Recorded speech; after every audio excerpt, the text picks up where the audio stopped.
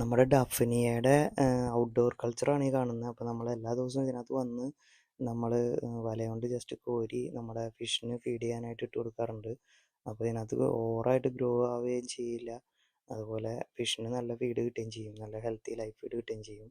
അപ്പോൾ നമ്മളിങ്ങനെ വാരി എടുക്കുമ്പോൾ ഇതിനകത്ത് കുറച്ച് വാട്ടറിൽ കിടക്കുന്ന കുറച്ച് ഫ്ലീസുമുണ്ട്. അതായത് നമ്മുടെ കുറച്ച് വെള്ളത്തിലെ കുറച്ച് ജീവികളുണ്ട്. അത് ഈ ചില പ്രാണികളുടെ മുട്ടയൊക്കെ ഇട്ട ഇതുകളാണ്. പക്ഷേ എന്ത് ലൈവാണെങ്കിലും നമ്മുടെ ഫിഷ് തിന്നോളും. നമ്മുടെ ആക്സിലോട്ടിലാണെങ്കിലും സിക്കിലിഡാണെങ്കിലും ഗപ്പീസ് ആണെങ്കിലും അവർ തിന്നോളും. അത് ഹെൽത്തിയാണ്. നമ്മളിതിനകത്ത് ഈസ്റ്റൊന്നും ഉപയോഗിക്കുന്നില്ല നമ്മുടെ ഡഫിനിയനെ മൊയിനേനെ വളർത്താനായിട്ട്. നാച്ചുറലായിട്ടാണ് വളർത്താറ്.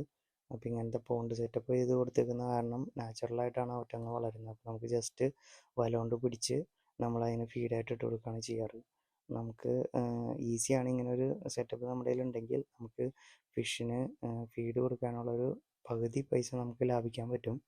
അപ്പോൾ അങ്ങനെ ചെയ്യുമ്പോൾ നമുക്ക് അത്രയും പൈസ കുറയ്ക്കാനായിട്ട് സാധിക്കും.